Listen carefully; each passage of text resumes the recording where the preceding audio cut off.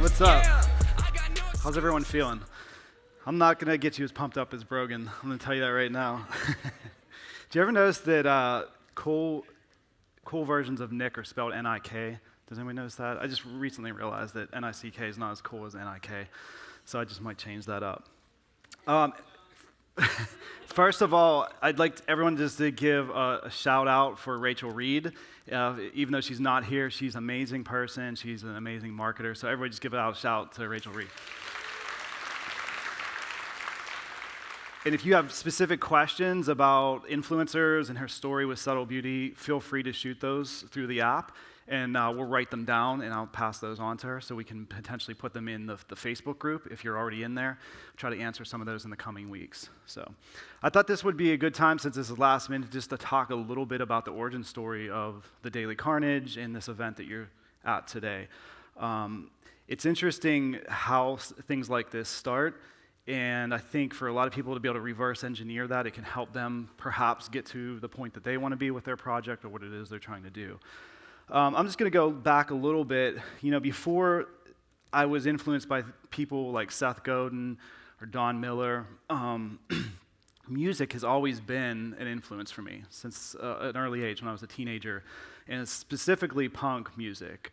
And there's one person I can give a lot of reference to, and his name's Ian MacKaye. He started a band called the Teen Idols, then it became Minor Threat, and it became Fugazi. And the reason that's so important to me was really the mentality that was behind it. And I find myself using that same exact mentality in my approach today. In fact, usually what you can see, I'll have headphones in, usually in the office, sometimes right before a pitch. The music I'm listening to often influences some even bigger strategies for brands. So music is a big deal for me. So the thing about Ian was that when he started the band back in the day, they had no resources, no money, and they did everything themselves. So we know that now as DIY. But often we think of it when we think of a Pinterest board or some Etsy site. Back then, that's not what it meant. It meant that you just did the hard work because you had to. And when we think about that and we think about what it translated to in those days, you would record your own album. You would have to figure out a way to produce the record, to distribute the record. You would book your own shows. And the people that would show up at those shows, whether it was 10 kids or 100 kids, they wanted to be there. They knew every single lyric, opposed to thousands of people coming maybe because they heard one song, one hit song. So they were building a loyal tribe back in the day. And I always thought about that mentality in how it translates to marketing. We think about all these different ones like Seth Godin to talk about tribes, but really this has been happening for a long time. And what you see today is kind of a small result or testament to that with the daily newsletter. Before I came on to Carney, I had been doing a daily newsletter for a small outdoor apparel company. And I knew kind of the methodology behind it just from looking at other examples. But what really helped me understand it better was reaching out to the founders of The Hustle. Has anybody signed up to The Hustle? It's a daily newsletter. So those, John, one of the co-founders, was nice enough to spend about an hour on the phone with me and give me some really deep insights into how they were doing it, how they were writing it, how they were getting subscribers, and so forth. So when I came on to Carney, I immediately flipped gears with the daily I was doing and started doing it for the marketing world. And I think this is important to think about, because when I came on, they actually gave me the option to just keep doing what I was doing on the side and then figure out other methods. But I was committed in the sense that I wanted to see if this could work in the marketing world, specifically in the marketing world. So when we started it up, it was initially just for our client base, and it was to keep the team sharp. We always say stay sharp, to be a practitioner of marketing. But then we started to do paid acquisition, and we started to see that we were able to get subscribers between $1 and $2 from Facebook and Instagram ads. And then we started looking at the actual demographic of who was reading the newsletter. Does anybody have any guesses of what that demo is? Yeah, somebody said 90% female? No, it's about 80% female. And probably ages 25 to 45, saturation in New York, California. And that was kind of interesting for a Pittsburgh company, that our main audience was not in our city. So once we started to build that audience up, it was interesting. At the same time, my friend Adam Kuhns, who is the person behind organizing this entire event, let's give it up for Adam. Adam was a close friend at the time, a fellow entrepreneur. His wife got a job in California, and he was moving to California. And he kind of said, like, I don't really have the same connections I have there. Kind of worried about it. And I said, well, I just met these guys from the Hustle. You should talk to them. So he went out there. I think he played a game of poker and came on as the event coordinator for them. And so he did HustleCon for them. I think it was well over 2,500 people. He organized the entire thing. And so when he decided to come back to Pittsburgh, we kind of talked and said, let's try an event here. So some may have come to last year's Carnage. This year we feel is a step up, a lot better from what we did last year. But really, it's a big deal for us whether only 50 people showed up or 400 people, because again, going back to that mentality of we want people here who are committed to it, who follow us, who are part of the tribe of marketers, but not just marketers, but people who are looking to do a little bit more, to kind of question the status quo and do things on their own terms. And that's really what's worked for us all along. You know, I can get into a lot of tactics here. At the end, we can do Q&A, so I'm sure you have some really specific questions. I can spend a lot of time on that too, so start putting those into the app. But I'm just going to talk a little bit more around that mentality and how you can translate it to your business too. So, you know, I've heard this line before. How many people have heard this line? It's not my job. You ever heard somebody say that to you? That's probably one of the worst lines I can hear from anyone. And the reason for it is those bands back in the day, and the way I think, it's always our job. If you're a marketer, whether you're C-level or you're pushing out social posts, you should know or understand when a Facebook algorithm changes or where your team should be spending money. And that's really the design behind the Daily Carnage, that even if you're not in the weeds with those things, you should have a pretty high-level idea of what's happening in that space. So when things don't go right, it really is your fault if you're a leader, right? You should keep your eye on those things. You should be a practitioner of them. I mean, even with this event, I ran the Facebook ads just because I wanted to have my hands in them, just to kind of understand how things were working on a local level and what we could do with ticket sales through Instagram and Facebook. Like, didn't need to do that, but I think it's a good thing to get your head in that space sometimes.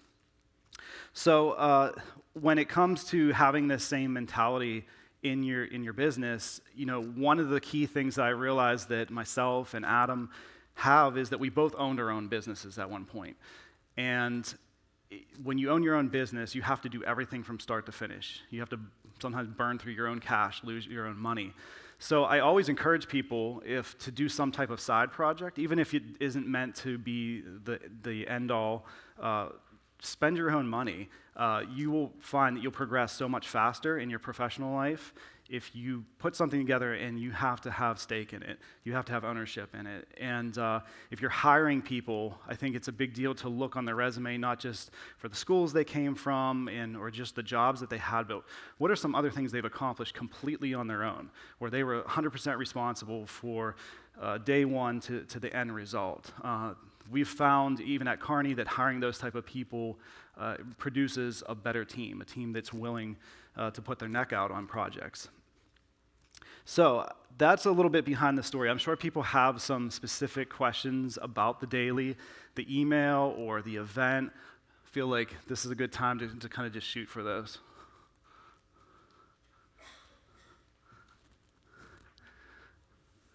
Is this the one?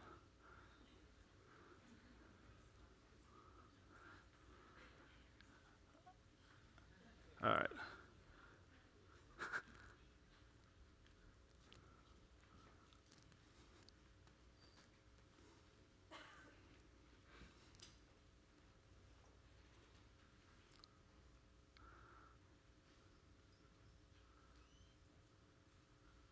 All right. How do you draw the line between high-level understanding and micromanaging? Yeah, that's a good question. I'm not saying that you micromanage your team. I just think that you should be aware of those things to some degree. So you might have specific resources. Like, even if you're not a copywriter, So, for instance, I'll just give you a list of things that are on my list or my favorites. Copywriting course, spelled with a K, swap out the C's with a K if you want to know how to write good copy. Reallygoodemails.com. If you're in e-commerce or any other things and your emails suck, take a look at that. That's an easy one. StoryBrand. If you're wondering why your website's not getting a lot of conversions, it's too complicated, use StoryBrand. See, I could go through a list of those things, and my main thought process is that I want to at least be aware of those things, so that if I do see something's not performing, I at least can provide that to the team as a leader, and not just say, hey, I don't know why you didn't do it this way, because at the end of the day, I take responsibility for that if I'm not able to give them some type of guidance in that way. But as far as micromanaging them, I don't think it's a matter of jumping in all the time, but just being aware of what's happening.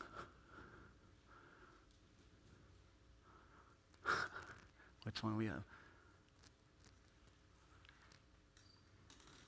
All right, the Facebook community. That's a really good question there, that one. I think we're well over 8,000 at this point. That's a case of doing something because I knew that we should do it, but didn't really have any specific things in mind. We've really found at this point, we've talked about other things we could do with the Facebook community, and we're actually up for any advice that you might have in that area.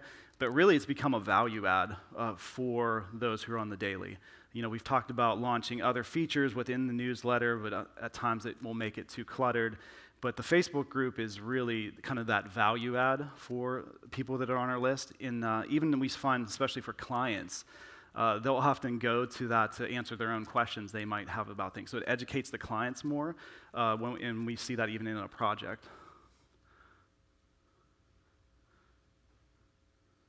All right, the most effective strategy implemented to grow the daily list. This is going to sound like a plug, but it's not. So we do use Facebook ads, but we find that often, those Facebook ads aren't always quality, right? As far as people who stay on the list, their open rate, their click rate. And one thing that we developed was a referral system. You've probably seen that in the bottom of the email. And it's nothing that no one else has been doing. The Hustle does it, the Skim does it, Morning Brew does it. But the secret is that they've all built them custom to suit their needs. And so we decided to do that ourselves. And that's what we're calling Scale Mail now. We're finally building it into a scalable platform, a SaaS that other people can use. And it's primarily focused on if you have a good newsletter and you want to acquire quality emails. So there's a lot of referral systems out there for people who have e-commerce businesses and so forth. This is primarily designed if you have an email list and you want to scale that list. So we're at this point, over 20% of our quality emails come from that referral system. So I would say that's the most successful thing, is using a referral system. And so if you have any questions about that, I think Pat's out in the lobby. You can talk about that. But there are other things available as well. Hey, Nick. Yes. They're telling me to come up here and help you, so you're not straining your poor neck. That'd be great. I was backstage blabbing. I'm sorry. I'm a talkative person. Which question did you just answer? What's next? What's your advice? Yeah, we could do that. Yeah. Okay. Let's do that one. All right. So what's your advice for a one-person marketing team to stay competitive without drowning in channels, analytics, and tactics? Yeah. I think that it's important to figure out what things are already working. Obviously you have long-term goals, you have short-term goals, and it's good to separate those. But if you have something that you're seeing some success with, I'm all about going all in on that. I think too many people go way too broad, and they don't really see any results. They just hear, I'm supposed to be in all these channels, I'm doing all the things, but they're not really seeing results. So I think going a little bit deeper in a specific channel that you're already seeing results in, and then taking the data from that, for instance, if you're getting great conversions out of it, you're getting subscribers or customers, clients from it, starting to look at more of that data to figure out what the next channel would be that would make sense based off of that data. Sure.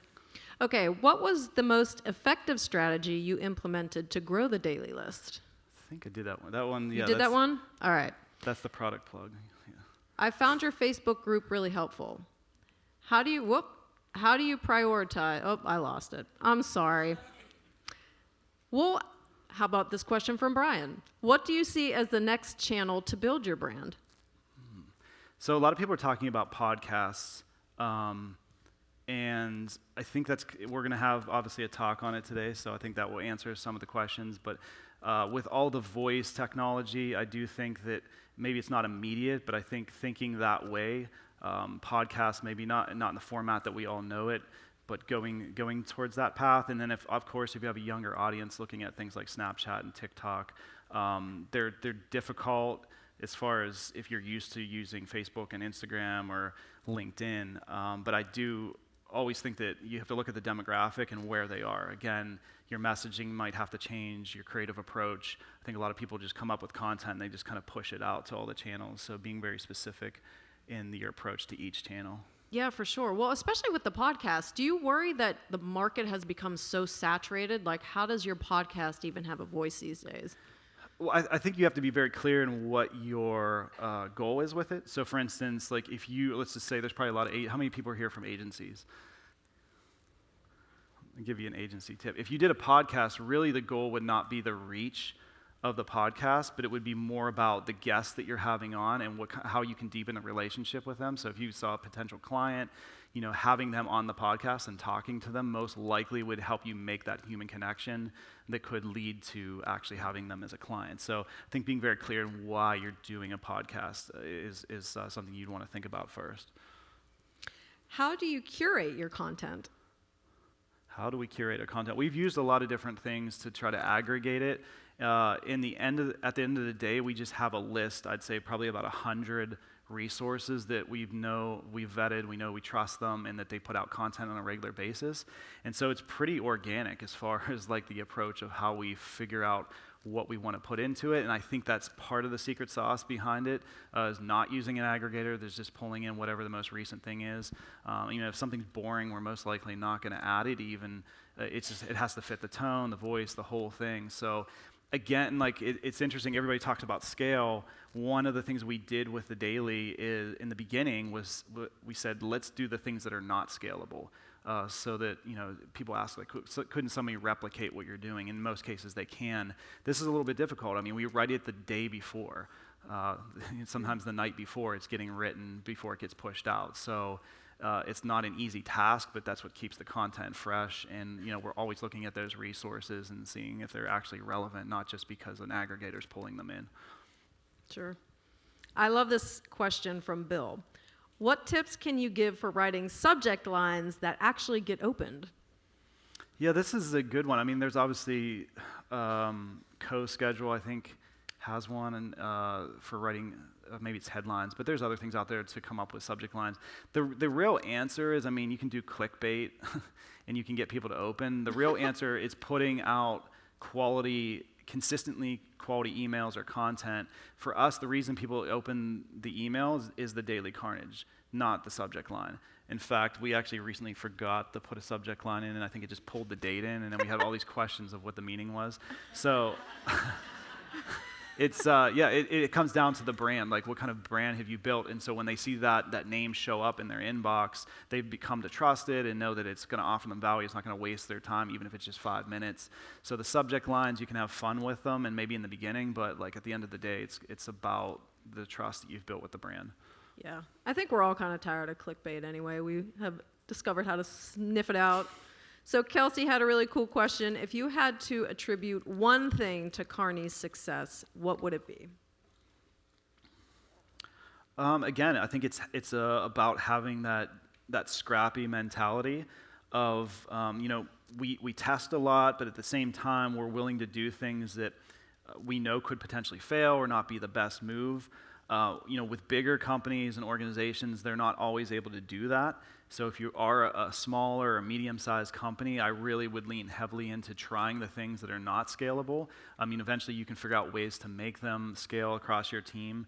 But I think, Rob, our founder, is very willing to let us try new things. And he, went out on a limb. Carnage didn't generate any new customers for us for over a year. So we had people writing it every single day for over a year with essentially no ROI coming back on it, if you want to look at it that way. So sometimes you have to trust the process and have people who are willing to do things that are different. I love that story. So if you had to offer one piece of advice of when to pull the plug, if you will, and when to persevere? Like, what's that sweet spot? Yeah, I should have Adam come out for this one. We have this conversation all daily. I think that you have to see some type of results. So, maybe you have a benchmark or a baseline of what you're trying to reach. If it's revenue or so forth, and you may not be hitting that. But if there's other indicators that are smaller, like smaller wins that you see happening, I think those are the things that keep you going. But if you're not seeing any of those, essentially you do have to define those. What are the smaller goals? What are the bigger goals? And you have to try to reach some of them. So for us in the beginning, it was the fact that we were getting over a 40% open rate, and that we were able to acquire people for $1 to $2, which was decent. So we knew that getting their attention and nurturing that attention, we could do something with it, even if we had to pivot in how it eventually was monetized or what we did with it. We at least saw that people were responding. Now, if you're doing that and you're not getting a good open rate, your acquisition costs are super high, that would be an indication to pivot and do something different. It's time to say goodbye. No, I meant if something's not working for you. I'm not trying to kick him off stage, sorry. Okay, so let's see if we have another question here. Is that showing up there? How many black t-shirts are in your closet? How many blank t-shirts? Yeah. How many? Someone's asking for wardrobe advice. Oh, black t-shirts? Yeah. And blank t-shirts. Ballpark. I have quite a few because I actually had an apparel company before I started the agency world. So I have like boxes of printed shirts. But I did say that I think I might go to just wearing all black t-shirts, just like less decision making in the morning. Gotcha. For some reason, all the questions that were coming into the phone, I apologize, but they have disappeared. Okay. So we're just going to talk about your black t-shirts for about 3 more minutes. Give us some more fashion advice. It's lunch. Oh, okay. That's why they've all disappeared, because it's time to eat. Well, Nick, thank you so much for filling in last minute, everybody. Like literally last minute.